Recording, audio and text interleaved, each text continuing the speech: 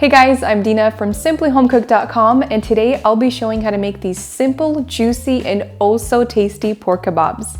So the first thing I want to do is trim off all of that fat from the edges of the boneless pork shoulder.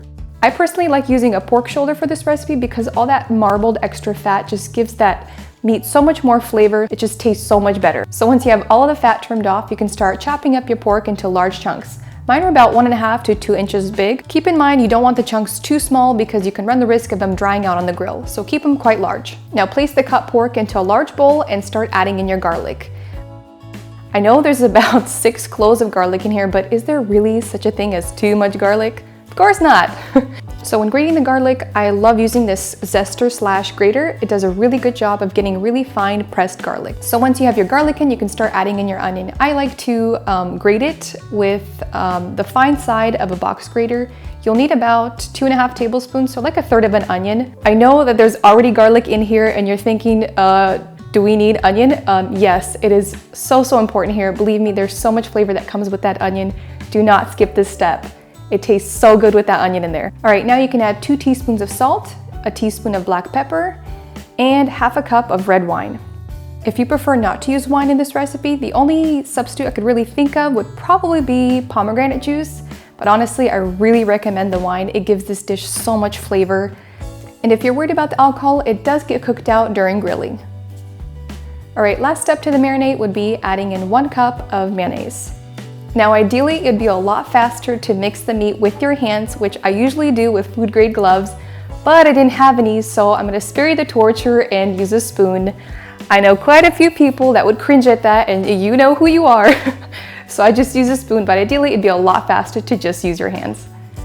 All right, now that your meat is well combined with the marinade, you can cover it with plastic wrap and refrigerate it for at least 6 hours. I usually do overnight because the longer it sits, the more marinade it gets to soak into the meat and it just tastes better.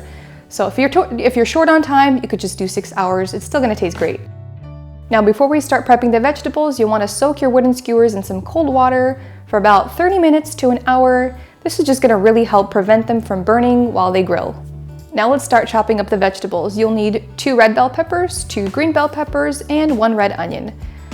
You want to chop everything into a similar size, so I cut everything up into 1 to 2 inch chunks. Now place all of your chopped vegetables into a large bowl, then add a teaspoon of salt, a teaspoon of black pepper, and drizzle about 3 tablespoons of olive oil. As you can see, I did not use a large bowl for this step, so I had a really hard time mixing and things were just falling out, so make sure your bowl is large, so it makes it a lot easier to mix. All right, let's get those soaked skewers out of the water and let's start adding the meat and veggies on. I just interchanged meat to vegetable, so as long as you go in that order, it doesn't matter which vegetable comes first, as long as there's meat in between vegetables. Now fire your grill up to medium-high heat and place the pork kebabs in a single layer. You'll want to flip them about 3 times in a total cook time about 8 to 10 minutes. If you're unsure if your meat is fully cooked, the best way to tell is to insert a meat thermometer into the middle of the thickest part of the meat, and it should read at least 145 degrees Fahrenheit. Once your pork kebabs are all done, place them onto a large plate and cover them with foil and let them rest for about 3 minutes. I hope you guys enjoyed watching this video recipe, and if you did, please give it a big thumbs up and don't forget to subscribe to our channel so you guys never miss out on any of our new recipes. See you next time.